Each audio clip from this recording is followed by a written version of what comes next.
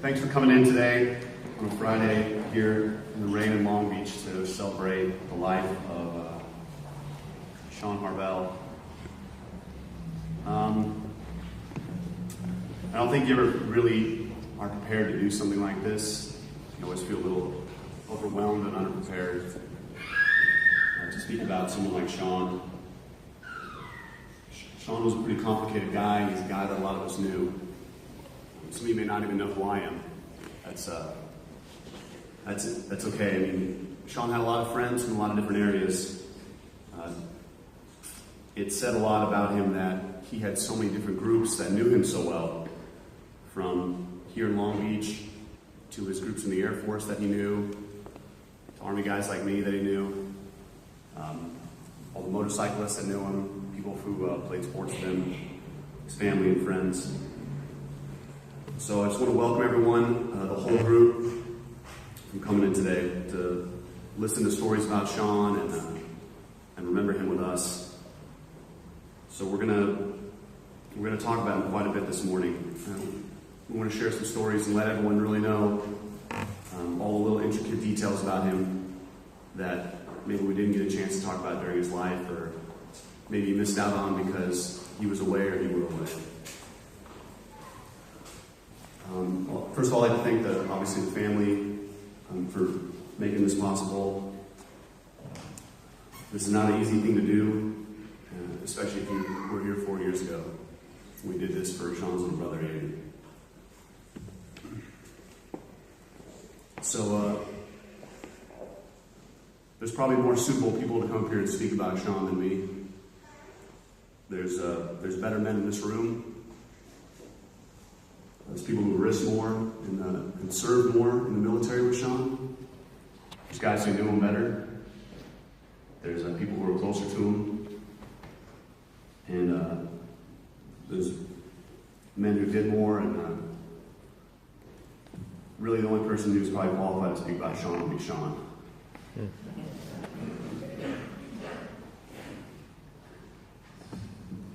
So, I mean, getting started, if you're not from here, Sean is from here. And the reason most of us know him, not only because of the military, is because we were raised here with him. Him and his brother Andy, born in Long Beach, went to Milliken together. So many of us knew him through that connection alone, because we went through the same school system as him. And I think we all kind of went into the military around the same years for the same reasons as him and Andy did. And started our journey with Sean, and got to be part of the journey as it unfolded over the course of about 20 years. So that journey began for him, I think, when he joined the Air Force to be a combat controller. And he spent so much time in that community, and he did so many things in that community, that we actually have a special speaker, Colonel Flatten, who's going to discuss just Sean's military career, because if you don't know, and he wouldn't have told you. So if you didn't know because he didn't tell you, you weren't alone. Sean was one of the most decorated Air Force members alive from this war. So Colonel Flatten's going to talk about his military journey, and I think I'll just stick to the one with his friends and his family here in Long Beach. But following his military journey and all the years he spent in the war, coming home and deploying, he settled into a bit of a life here that was stable for about a year. And after about a year, we lost Andy, and the second part of that journey really started. It was pretty trying for everybody in the group. A lot of us were here 5 years ago, and we saw a guy that we all loved and needed to act like a dad to sometimes. We needed him to act like a dad to us. And the roles kind of became reversed a little bit. I remember Sean was one of those guys that when he gave out advice, it wasn't necessarily often. You tended just to listen to it like you would an older brother or a father figure. And it may seem silly, and he'd probably be blushing if he knew we were saying that about him, but he was that guy. he was that guy, and you knew if he was talking to you that it was serious. And you couldn't usually tell if it was serious because his voice wouldn't change monotone, kind of like, it was like, he would just kind of speak left to right, and you would never really get like an emphasis in there to let you know something was important. But if you knew Sean, you knew this kind of how the way he talked. So Sean was continuing his journey. Things were hard here, and he fell into a bit of a journey into himself that he needed to explore completely before he could move on. And during that journey himself, I know he connected a lot with his mother Jane, and they spoke a lot about philosophy and religion, spirituality. It led him down a path where he eventually found help and peace in some of the tenets of Buddhism. He found peace in his daughter Lily, who was his little compass, guiding him, the right direction in all those real difficult years. And I think he needed that, and we needed him to be like that. My interaction with Sean was intermittent through a lot of that decade. A lot of us wear a uniform here. We tend to drift in and out of each other's lives as we get stationed at different duty stations, and we deploy. And sometimes it's up only to his friends and family and people who are literally here in Long Beach to keep the connections firm, so when we come back, we can continue the conversation we had when we left. And luckily, Sean was like that. You could continue the conversation you had with him right when you saw him again, and laugh about some stupid story that happened in Washington or down here in Long Beach or something we did in New Mexico. And at the end of all that, I think there's a way that his journey was kind of ending peacefully, and in a way that he felt that he was overcoming a lot of the anger and sadness that had been happening over the last 5 years. One quick story, I guess the one I'll end with before introducing Colonel Flatten, is after Andy's death, Sean had this tattoo on right under his eye. And after 4 or 5 years, he decided he was willing to move on, and he wanted to do something memorable. So, memorable for him tended to be kind of extreme. So he called me on the phone, and he said, "Hey, bro, I need you to come over and cut this tattoo out of my face." So I came over to his bike shop, which is not the most antiseptic environment, surgery. And I said, I don't know if we should cut it out. It's pretty close to your optical nerve. It's right here in the corner. I don't want you not to be able to shut your eye on the right side. You won't sleep very well if that happens. What other device do we have to do this? I said, have you thought about lasering it out? He's like, no, bro, I'm not going to laser this out, man. I want to see it. I want it removed right now. It's not my style. I said, I know. So we dug around the tool shop and eventually came up with a Dremel tool to take it out. Spent the next hour trying to Dremel it out of his face. I don't know if he was crying or it was the blood, but it took a while. I don't think we actually ever removed it completely, but he wanted it gone. It was part of his healing process from Andy's death. It was part of the healing process that came after Greg Arbogast got killed. And we all went to New Mexico and buried Greg. And it was important for him, and it was important for me that he asked me. I may have been his only friend with any kind of medical experience, but it still was important for me that he asked me. But instead of coming up here and talking about Sean in a two-dimensional sense and saying Sean was brave and Sean was sweet, I don't think you can tie a nice bow around him. I don't think you can tie a bow around Sean. This is too complicated of a guy. So we're going to bring up individual people to have them talk about Sean. in each part of the different parts of his life, and you'll get a feeling for him by the end. I think you'll have a better idea of the journey he was on and the journey he was finishing. So, the first speaker I want to bring up, talk about Sean, is going to be Colonel Mike Flatten. He's from the 24 Special Operations Wing, and he's going to give an overview and tell a story about Sean when he was in the Air Force, and he was on his journey in the military with Andy and Greg and Mike and Brad and all the guys from over there. So I have to bring up Colonel Flatten right now.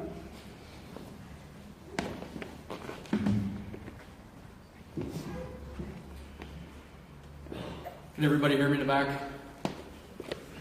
You guys got me? Okay. I'll speak up regardless. So first, Jane.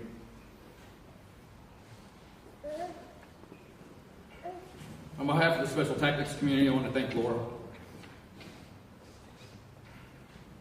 for the amazing work she's done supporting Jane and Andy and Sean. It has made a difference in their lives, everything that she's done for them, and none of this happens without Laura. So last night I had dinner with some friends, all of whom knew Sean. There was no sadness, there was no tears. It was a lot of laughing, a lot of smiles, a lot of good stories.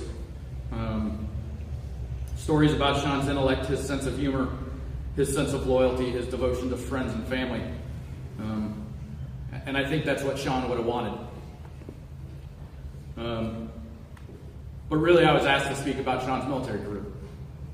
So it is humbling to have that honor. As I invested in this daunting task, I came to understand how the Spartan who was tasked with writing the eulogy for Leonidas felt. So Jane and Lily, I hope my words are a fitting tribute to Sean. So, out of every 100 men, 10 shouldn't even be there. 80 are just targets. 9 are real warriors, and we're lucky to have them, for they carry the day.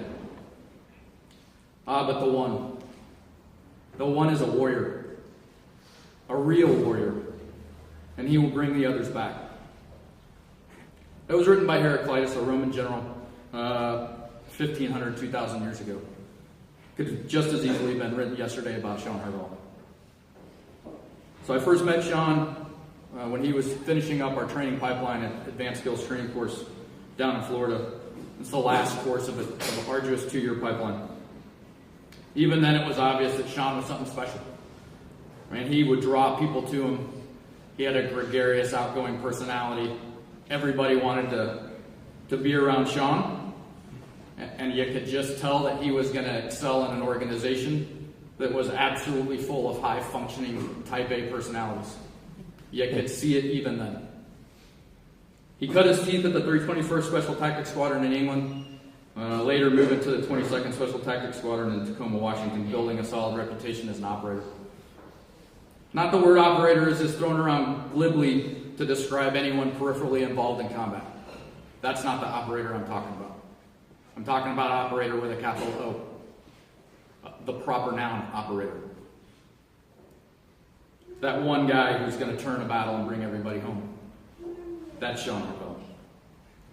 So operator is a status many pursue over the course of their career, impressive few will ever achieve. But if you were going into battle, and you could pick the guy that was going to be on your right hand, Sean Harvell is the guy you wanted on your right hand. It was all about his commitment to you, his brother. And a sense that you kind of knew what the enemy was going to get when you unleashed him on it, and you were pretty sure everyone was going to come home. Sean Harvell was born to be an operator. Over the course of his short and brilliant career, he completed 4 deployments to Afghanistan.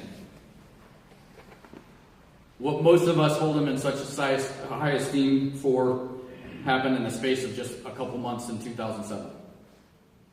He earned 2 Silver Stars, the nation's 3rd highest award for valor. With little regard for his own safety, Sean repeatedly closed with and destroyed determined enemies. He exposed himself to withering enemy fire. He called in close air support inside of danger close distances. And he saved the lives of dozens of Americans, some of whom are here today. He was the first of only 3 airmen to earn 2 Silver Stars since 9/11. By anyone's definition, that's a successful career. Sean was a ton. He had 3 more Bronze Stars with Valor and a Purple Heart. Rightfully so, Sean is listed as one of the top 10 most decorated Americans since 9/11. See, Sean is an honored member of a warrior class, a brotherhood that has existed from the dawn of civilization, forged through shared suffering, sacrifice, loyalty, bravery, and a dedication to a higher calling. In earlier times, epic poems were written about the victories of warriors like Sean, and their names were legend. They were passed down from generation to generation. So we'll continue that tradition, ensuring that the memory of Sean is never forgotten. But we will also continue the tradition of taking Sean's family as our own. Jane, you gave us both your sons, and they became our brothers. Lily, your dad is our brother. So would everyone who served with Sean please stand up?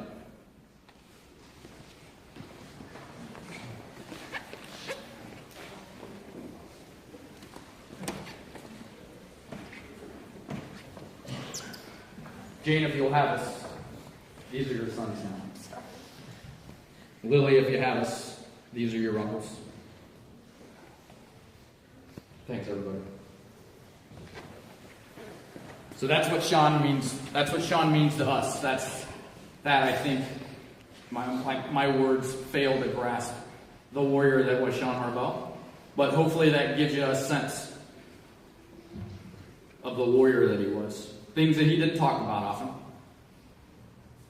He wasn't a proud, boastful guy. You had to drag it out of him. There's no doubt in my mind that Sean is watching over us right now, and he's mumbling something about he was just doing his job. He's probably taking a bunch of crap from Andy, Greg, and a host of other warriors. They'll probably get quite a few laughs out of it over the next couple days.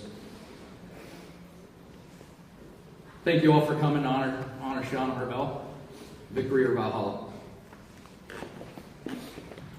Thanks, Colonel Flatten, for those words about Sean's career and for framing it in a way that I think everyone can understand how a guy like him could walk around among us and be as decorated and well known and have worked as hard as he did and still be kind and sweet and a guy that we would hang our hats on and trust that to do the right thing and help us when he needed to. Sometimes you say things like, so-and-so would give you the shirt off their back, but I don't know how many people here has actually had Sean's shirt or has actually been given something by him. I think the same amount of people would probably stand up or more if we asked that question, because he did that. He didn't hesitate either. So a guy like that's got a lot of friends, and a lot of friends want to say a lot of things. And so we're going to bring up some of Sean's friends right now, and I want to say a few words about him and tell a quick story. And we're going to start off with Brad Graveside. So Brad, you want to come up?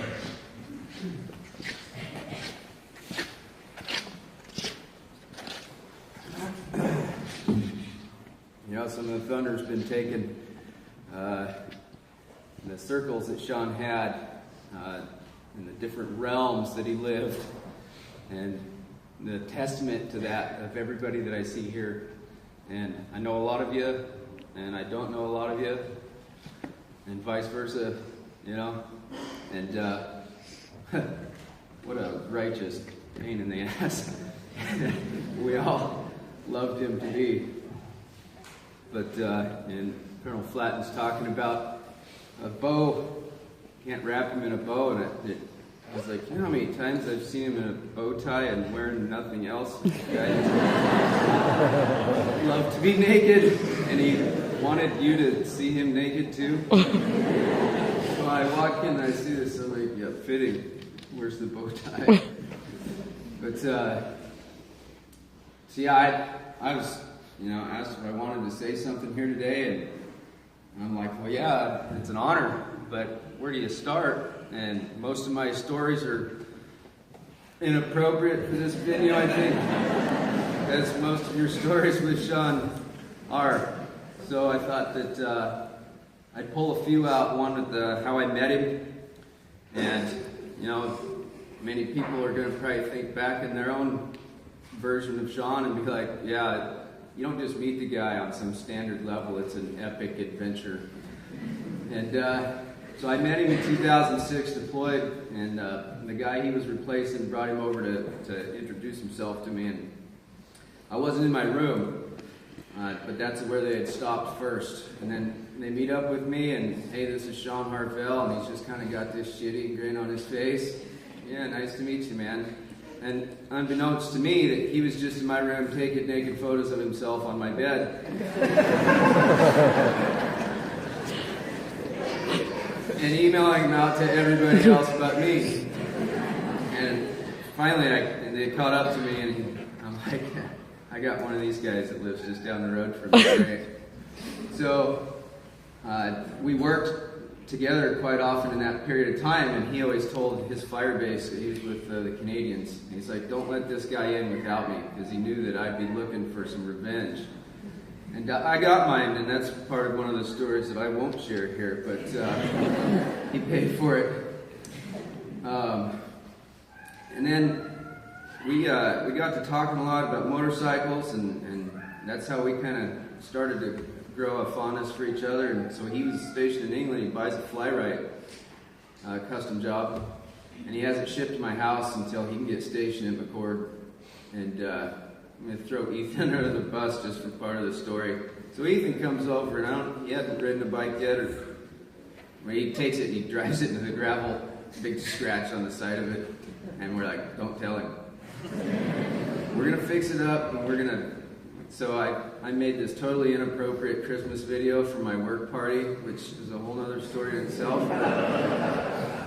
Sean showed up to the Christmas party wearing drag, and I had some weird long wig on, and somebody else brought some fancy girls to the party, and we blew that work party up, and totally inappropriate, and we paid the man for that too. But at the end of that Christmas video was Ethan. I had video of it. I just captured on video of him wrecking Sean's bike before he got to see it. And he just, like, everybody's laughing, and he's just standing in the back like, he didn't know if he was pissed or funny or just mad that we got one over on him for a while and kept it a secret for a good 6 months. But, I'm fortunate because I met some of these guys in the military, but like they said, they grew up together. And so I got to come down and meet a lot of people that Sean grew up with. And when I was asked where I was going to stay when I came down here, I didn't worry about it. I'm like, man, there's so many couches that I can lay on. Like, there's people all over in this place who said, hey man, you can come over to my place. But there's another story that Sean brought this 3-liter bottle of Jack Daniels home. And I'd never seen a bottle of whiskey this big in my life. I've been looking for one to this day. I still can't find one, but there was about 9 of us that stood around my kitchen counter and drank that thing in about 2.5 hours. And then decided that we were going to take the bikes to the bar. And it was February in Washington, which was a bad time to take bikes to the bar anyway. And I think 2 of us had put our bikes in the ditch before we even hit the first stop sign. Somehow we make it to the bar eventually, and then there's this girl that's, putting the pressure on Sean. She just really liked him, and she happened to forget that she was there with somebody already. And this wasn't an attractive girl, but Sean took the opportunity to make an awesome scene out of it, as we know him to do. So she's coming over, putting on the pressure. He grabs her by the neck, he licks her face. Her boyfriend starts to yell at him. Sean grabs the nearest pitcher of beer and hucks it across the bar at him. when we get kicked out, we ride home. And the story didn't stop there. He comes in, he's eating some boiled eggs over my counter, and I'm like, "Where's your bike?" "It's out in your tree." Like, I had a tree, it was 4 inches in diameter. It was the only tree in the yard, and he found it to drive his bike straight into it. Bent the wheel, he landed in the bushes. Yeah.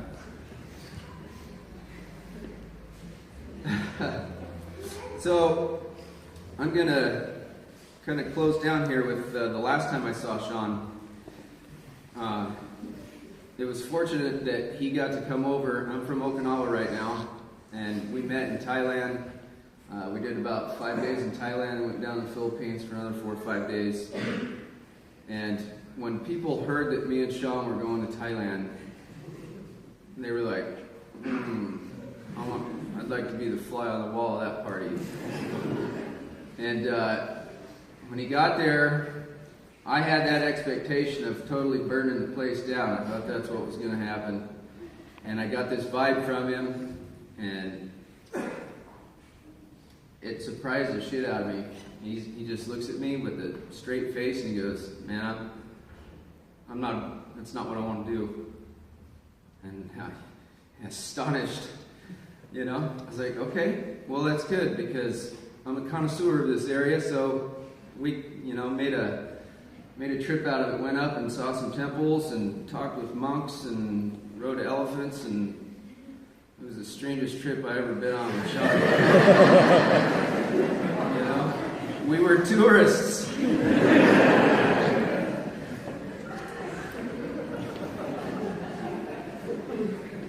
And for the first time in my life, he looked at me, and we broke down and had this conversation, and he just said, I don't like some of the choices that you're making in your life." What? You're telling me? You don't like the choices I made? And, but man, that told me that he was getting a grip on things. And for once in the whole relationship, I wasn't worried about him. He was worried about me. And like I said, I was just fortunate enough that we got to hug each other and tell each other we loved each other before we came home, and here we are. So, yeah, I just wanted to share that with you. And I look forward to meeting some of you in this short period of time and hearing some of your stories. That everybody's got something like that he's touched their life immensely and made them a different person. Thank you. Way it works.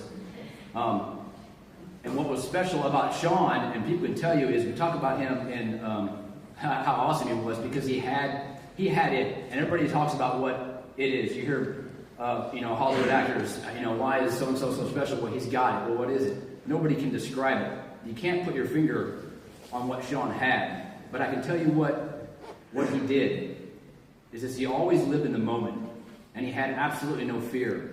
And I'm not talking about fear on the battlefield, because most of the guys in here will tell you, on the battlefield, you're really too busy to have fear most of the time. You're prosecuting the mission. He had no fear in any situation, whether it was social, just talking to you one-on-one, or being in a room full of people just like this. If he was in this room, he was the largest personality. And it doesn't matter who you are. He was bigger than you, completely unintentionally. It was natural. And he, no matter who you were, he was more powerful than you when you were in the room with him, and you felt it. And that's who Sean was. Even as a student going through combat control school, if you're trying to instruct him or chastise him, or as an instructor to break him down, it wasn't possible. You left the conversation thinking that he got one over on you somehow, and he always did. And that was as a student I knew him. And then I knew him as a teammate in England. And a lot of the time I spent with him in England was in the commander's office, unfortunately, but I got to know him pretty well, sitting there having conversations. Okay, before we walk in here, what are you going to say? Because I got to know. Because he's going to say something that's completely out of context and whatever's on his mind. And so it's like I was Perry Mason trying to prep my person to go on the stand. Don't say this, please. Say something else. And it didn't matter. Whatever he said was the right thing to say at the right time, and it always mattered. And that was what the conversations you had with him. When we spoke or we talked, and we did not talk often enough, but when it did, it was a conversation that mattered. It was not about the weather or the news or what was going on. You talked to him directly, and he talked to you, and he addressed what was inside you because he could see you. You can't hide from Sean. Nobody could. And that was the key, is you could not hide from him. As Brad said, I don't like the choices you're making, Brad. You can't hide from him. You couldn't do it. And that was what was so great about him, because there he was my teammate. And then when he got out of the service and he had his problems that he dealt with, then I was his friend, and he was my friend. And that's when we had those really good conversations about Sean. Who he was, what he wanted to do, the future. Because he thought about the future. He put off like he didn't care. He cared. He cared about every one of you guys. If you knew Sean, you knew he cared about you. And he would let you know. And that was what was so great about him. A man that could be such a warrior and care so much at the same time.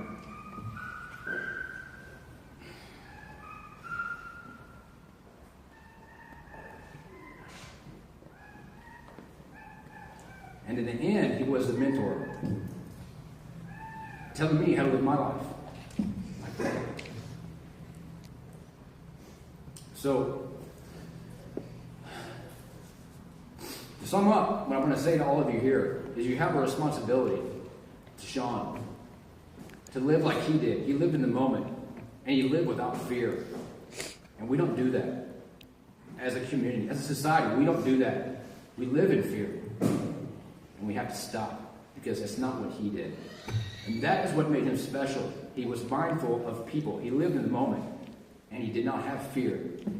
So I'll end with a story that's my favorite one of him. And again, he was not nude in the story, but he was nude often. When we were in England, we were teammates. He left, and Sean was he loved the joke that happened when he wasn't around. He loved it. So I was his team leader. Again, he was my teammate. I come to my office one morning, and there's a picture on my desk, and it's got it's a framed picture, and it's got a sticky on the front, and it says, "To Master Sergeant Steve Behrens, I apologize. I didn't get the full frontal that you requested, but I still love you."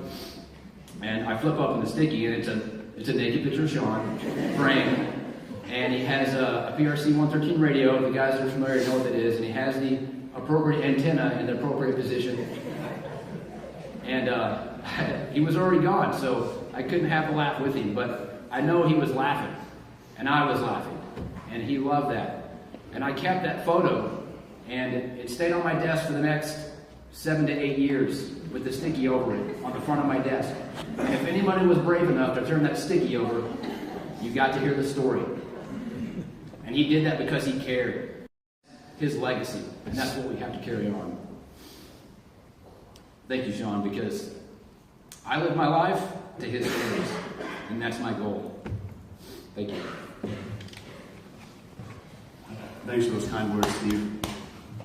I appreciate you bringing up Sean's ability to look into you when he looked at you and when he talked to you, because that's something I forgot to say, and it's something everyone around here knows, is that Sean had that thing about him when he talked to you. He looked you dead in the eyes, and he didn't look away, and it was startling and a little unnerving sometimes, because you knew that you were going to have to live up to his standards in the conversation, throughout the day, with whatever decision you were making. And he had that, and I don't think a lot of other people do. I certainly don't. But the next friend of Sean's I'd like to bring up is his buddy Mike Monica.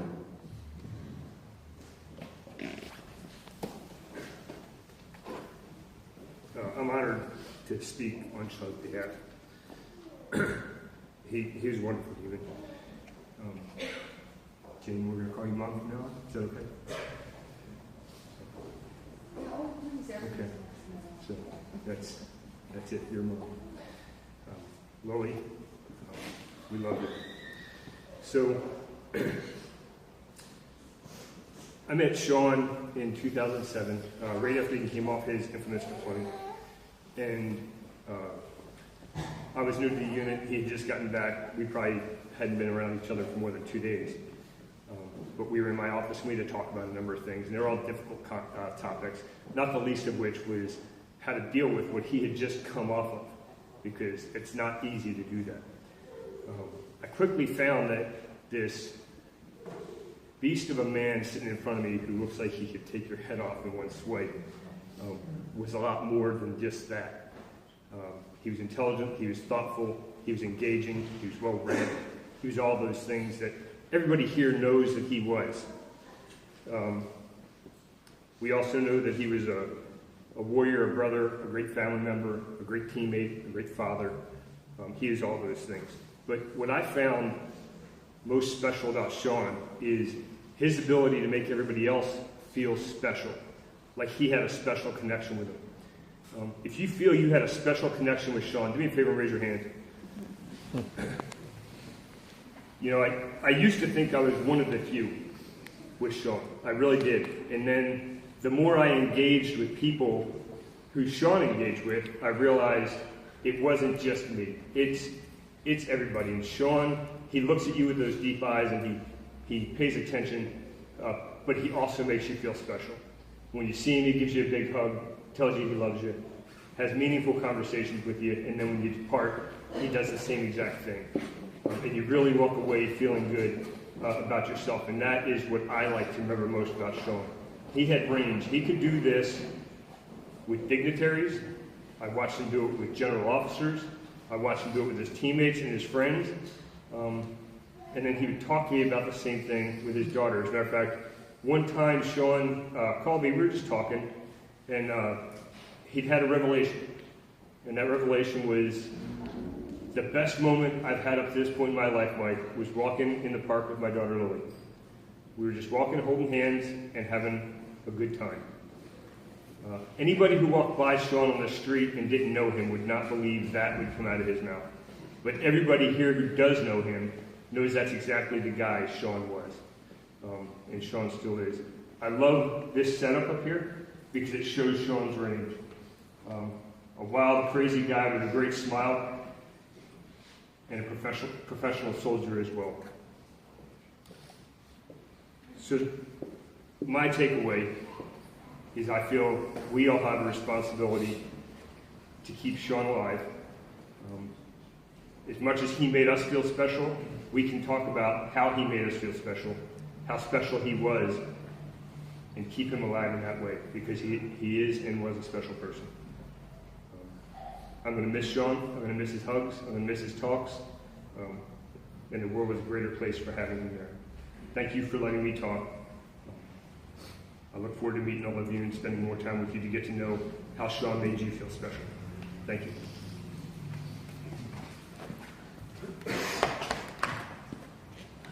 Appreciate that, Mike. Acknowledging Sean's range. I don't think I've had anyone say it like that before, but I think it's the best way we've said it so far. The next friend coming up to talk about Sean is going to be Dave Diaz. Dave, where are you at?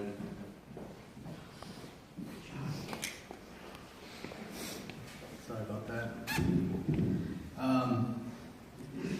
I met Sean when I was a freshman in high school. We didn't even go to the same school, but we hung out all the time. Throughout the years, we've had different adventures together. When we were 17, he took Jeremy and I to his favorite tattoo parlor at the time in Venice Beach.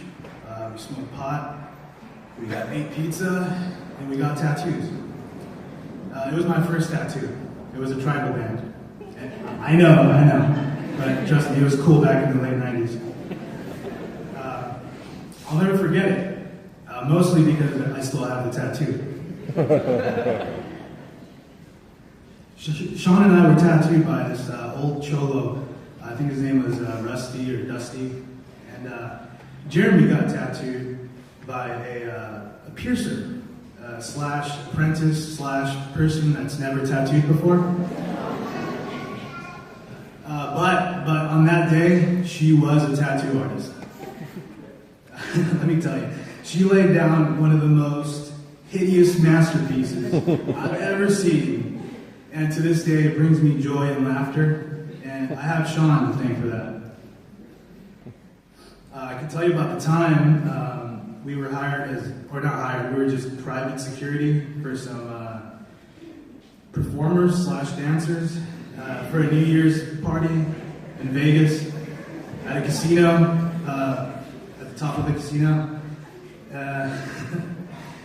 We rented Elvis jumpsuits and got all the accessories. And Sean looked more like an amateur bodybuilder Elvis. I was more like the 1975 too many peanut butter bacon sandwiches Elvis. But it's all good. We had a great time. I had the time of my life. That night we didn't buy a single drink. We were ushered to the front of every line. Strangers would stop us and ask if we could take pictures with them. The casino people, the personnel there thought we were working, so there was no velvet rope that we couldn't and wouldn't cross. The next morning we celebrated and got matching tattoos. Since that night I have a newfound appreciation for Elvis impersonators. I have Sean to thank for that. There was this one time, Lily was only like 2 months old, but Sean really wanted to change the bars on his Harley, right? So all three of us went into the garage and changed the handlebars. 2 men and a baby. As I helped hold Lily in one arm, and I held the handlebar in place with the other arm, Sean tightened down the riser clamp, and I knew then, right then, that I eventually wanted that in my life. The baby too, but mostly the Harley. I could sit here and tell you about Memorial Day weekend at Drew Lawson's beach house, but I'm not going to because I can't. But I have Sean to thank for that. You see, as a friend, Sean exposed me to many different things for my first time. Tattoos, music, different foods. But most importantly, are the people I've met through him. Some have become my best friends, my closest people. He impacted my life in more ways than I can remember, and I'm sure everybody here can relate to that. It's no secret, but we lost touch these past few years, and we weren't in each other's lives. And that regret for me will eventually fade, but I'll always remember the good times. I'll cherish those memories for the rest of my days. Sean was the definition of unique, and there will never be another human like him. Rest in peace, old friend. Thanks, Dave. Appreciate all that. I think next we want to bring up Ethan. You want to talk next? I'll bring up Ethan Reeves.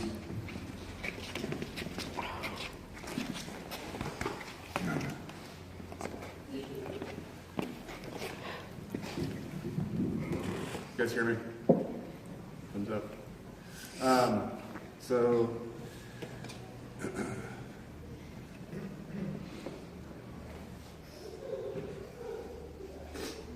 So I met Sean my freshman year in high school, just like Dave, except for I did go to the same school. I was the new kid. I didn't know anybody, but I started playing football, and Sean was also on the football team. So being a new kid at school, it's pretty tough, but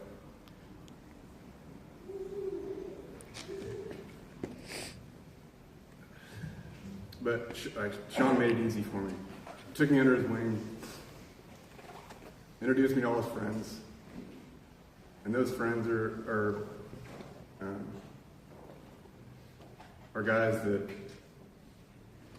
to this day, I consider the best friends. It's gonna take a minute. So, the first time I ever went over to Sean, to Mom's house, Sean introduced me to the dead Kennedys. And it was so confusing to me what was going on. But it was like raw and something visceral. I can't say I liked it at first, but it's something that I wanted more of, and that's kind of what Sean was.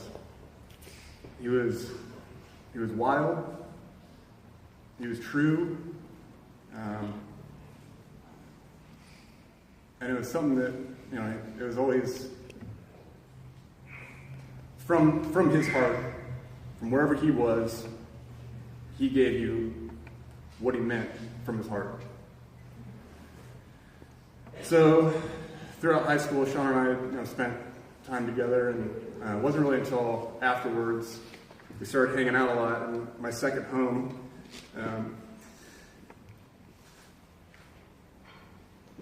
But his house is my second home, and Sean and I and Remy were pretty much roommates living under Mom's roof, and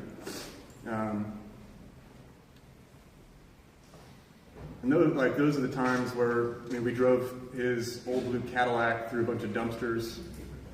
He tried to jump out of it one time while it was moving. He was driving. Andy and I were in the car. He was driving. He looked at Andy and said, "Hey man, grab the wheel, you got this." And he didn't even flinch. I was in the back seat like, what is going on here? So Sean opened up the driver door and jumped out, and sure enough, he beefed it hard. But he got back up, we stopped the car, he got in, and we all laughed about it, continued on. I think one of the worst and best ideas we had was getting a video camera and trying to emulate Jackass for the period of about a year and a half. And then Sean got this harebrained idea that he was going to join the Air Force. And I thought to myself, it's not what I was expecting, but that's a pretty cool idea. So we agreed we'd go in together, and we went into combat control. We had no idea what it was, other than the job description said something about skydiving and scuba diving. So we're like, all right, let's do it. So the first day of basic training, they unload you on this bus, and one of the things I'll never forget, there's this guy wearing a bright orange sleeveless T-shirt. Let me take this back a second. So they file us all off the bus, and make us get in formation. So we're in formation for the first time. A bunch of people 18-year-old kids who have no idea what they're doing.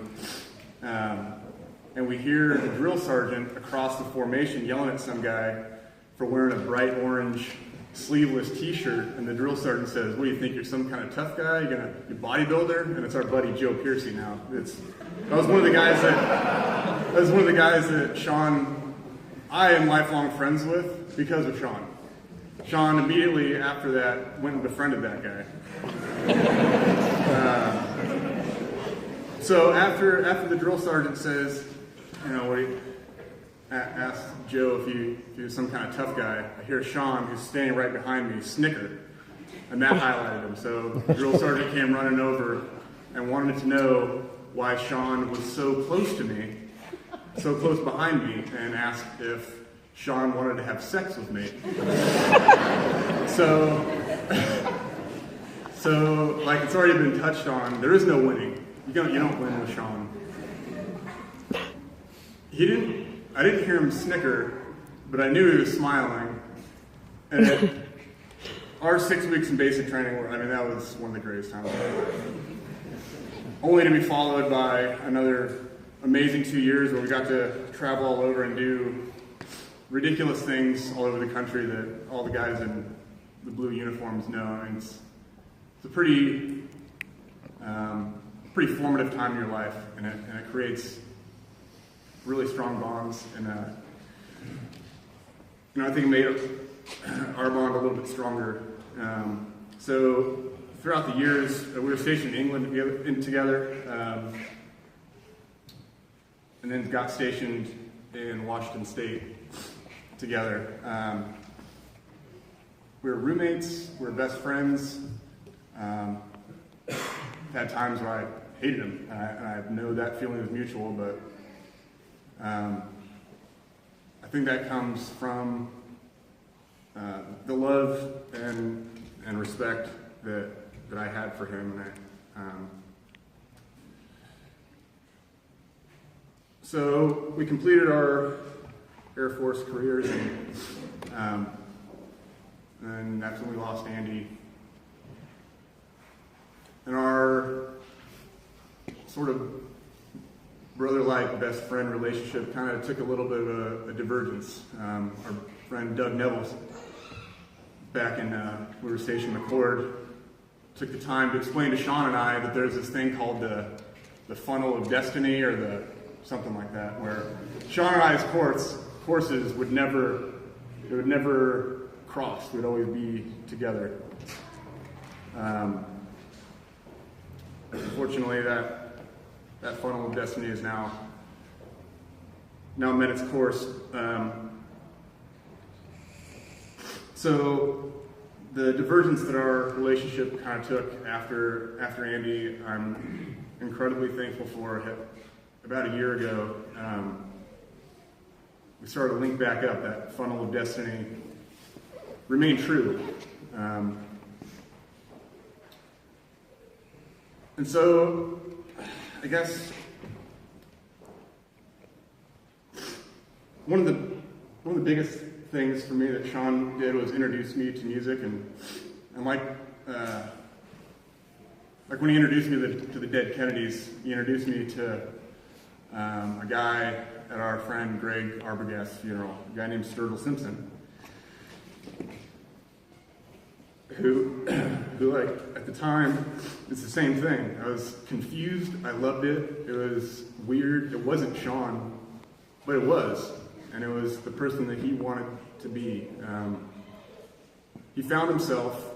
He found peace.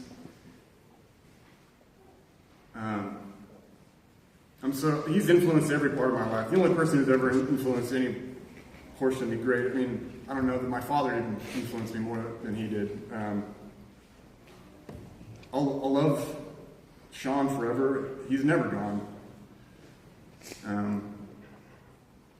He'll never leave. I mean, he's been formative to everybody in this room. No doubt about it. He's touched everybody's soul. Those ice blue eyes staring through you, into you.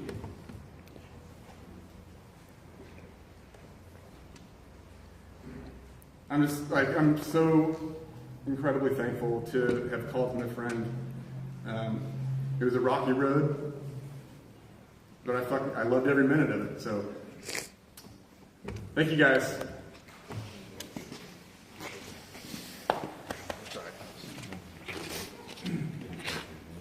Chopper Day's gonna come up. Today, I wasn't prepared to speak.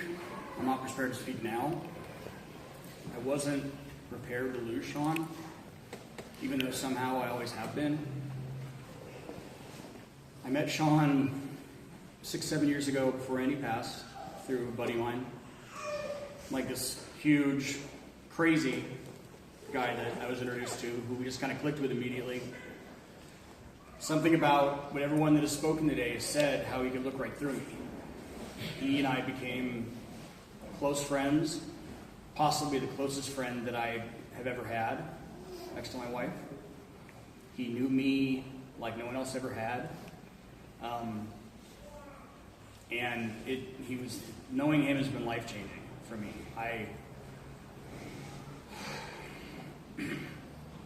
I look at him, and when I first met him, I was told about the military background, and I always had a ton of respect for everyone in the military, as I still do.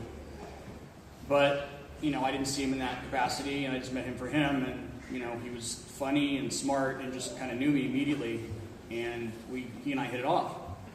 And Andy passed, and I remember spending a bunch of time with him right after Andy's memorial, and he and I seemed to get to know each other better, but I never seemed to get enough time with Sean, because Sean was all over the place all the time, which he was before until last week, where, I saw him when he was in town after his last deployment, and he was back, he was getting his stuff loaded up to go to the motorcycle swap meet, because his shop was 2 down from where mine is now, and it's the most time I spent with him in a long time.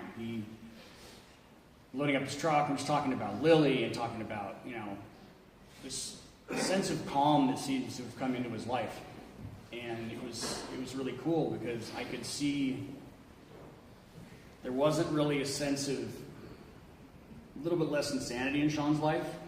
It was kind of cool. I'm like, oh, okay, right. Sean's doing good. And it made me really happy. Because Sean has been there for me in ways that I can never thank him for. I was in a motorcycle accident a year and a half ago.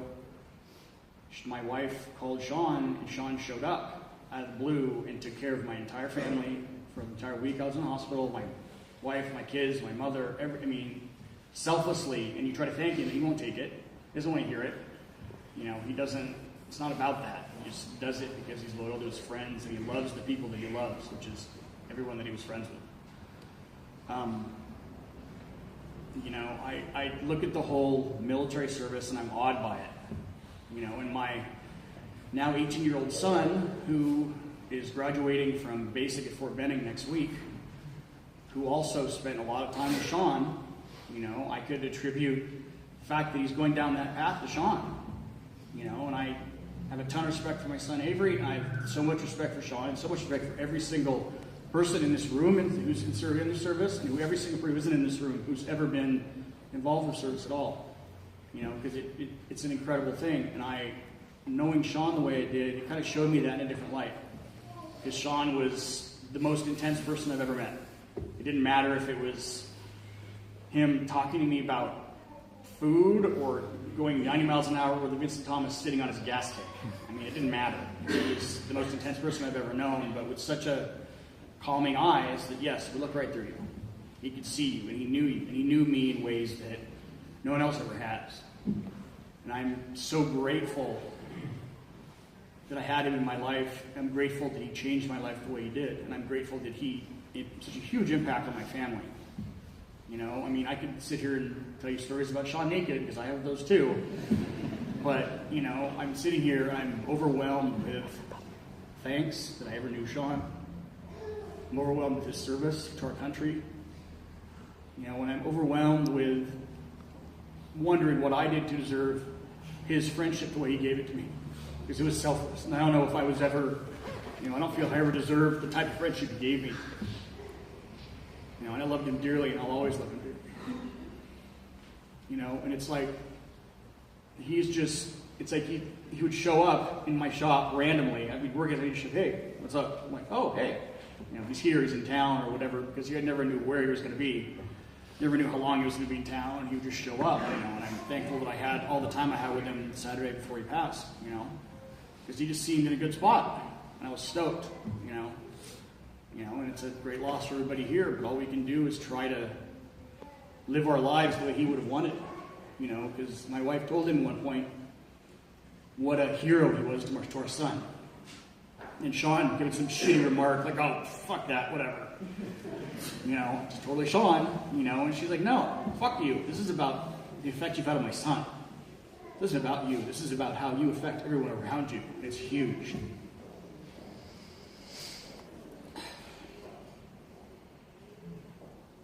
I've never lost anyone like Sean. I wasn't ready for it. But it's always going to affect me, and I'm never going to forget. Like no one in this room will.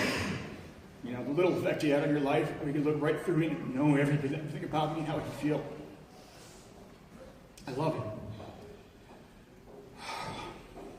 And I was just watching him with a big smile on his face, doing whatever he was doing, be it skating around the parking lot, being it, throwing motorcycle parts in his truck, being it, chasing Lily around the yard on her skateboard from the shop. It was just, there was such a bright light to him. Life that it's not going to go out. So, I don't know.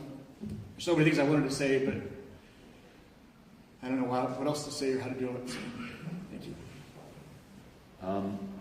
Sean's family and close friends put together a memorial video, and we wanted to show it right now, so you guys can take a look at some of the best pictures and video that we have of him. Was on the diamond to go. Lost-star belt buckle and old faded Levi's. Began to do that. If you don't understand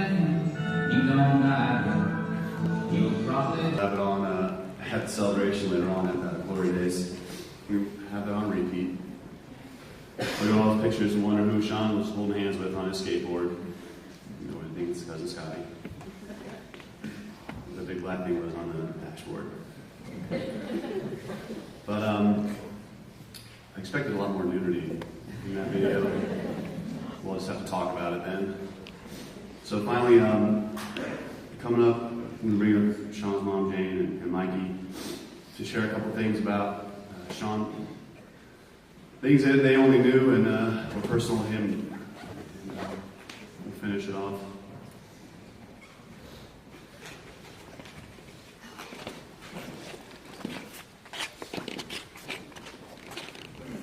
Soapbox.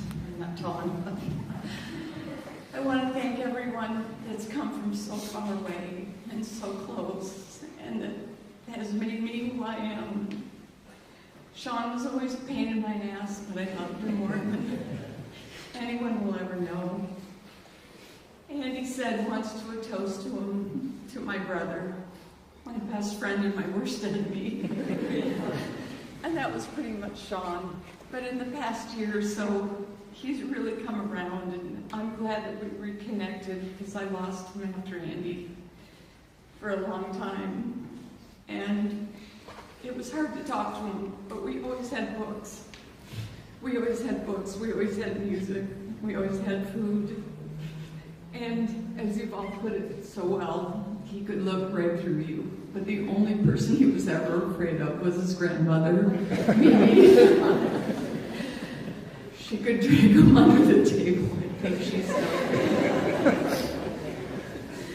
and she's going to be 93. But Sean and I, once in a while, when we were sitting outside or sitting on the porch and reading by the beach, you know, we'd read each other a passage.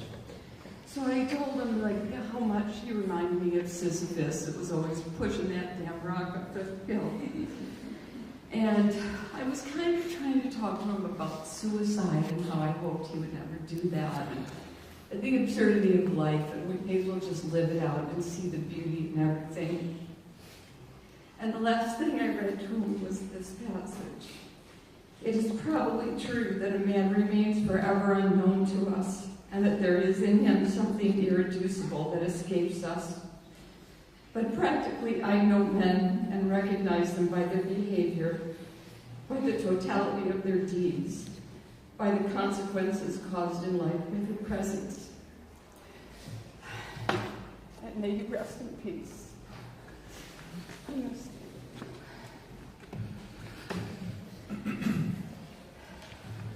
So I'm going to recite the Norse prayer, normally said before battle or when a warrior is fallen. Lo, there do I see my fathers. Lo, there do I see my mothers, and my brothers, and my sisters. Lo, there do I see the line of my people back to the beginning. They called me. They bid me take my place among them in the halls of Valhalla, where my enemies have been vanquished, where the brave shall live forever.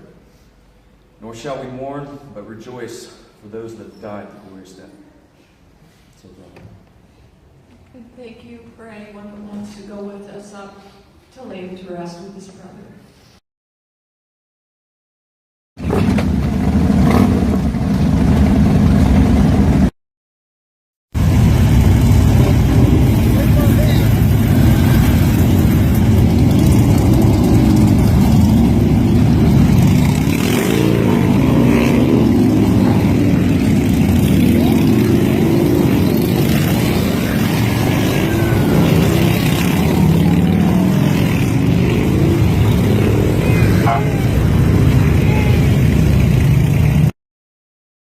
Coming out to the LA National Cemetery. If you want to bring it in a little closer, we're all a big family here, so don't be shy.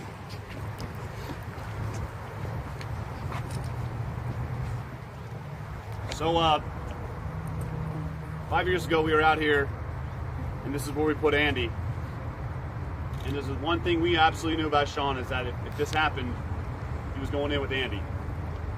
So I just want everyone to know this is intentional and practical. If you ever need to pay your respects to the Harvell family, to Sean or Andy personally, this is the location. And I I just hope we can do them enough service in the next decades that we can come here enough and let them know that we care, and that both these guys care enough about us and we care enough about them to revisit this site. And I'll make it a point to come back here myself, and I'm sure everyone else is going to do the same and make their best effort to do that. So we laid to rest here Sean Robert Harvell with his brother Andy. And as a memorial to all Air Force personnel and Air Force Special Operations, we have a little tradition we like to do, and we're going to do it right now. Ethan, you want to lead us out, or is it Wolf? So we get all Air Force military personnel gather up on one side. Matt Savage is going to lead us through the memorial. Billy, do you have something you want to? Lily, you want to come up? Say anything to your dad?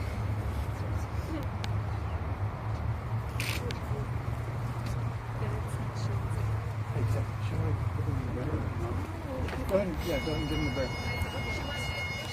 Yeah, we're gonna go push it. You want to give that to your dad?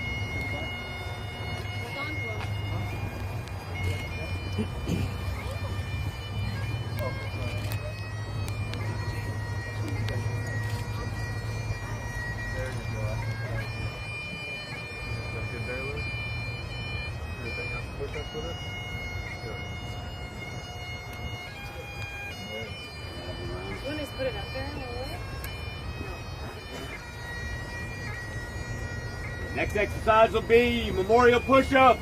Memorial push-ups, here we go! Next exercise, oh! Hey! Hey!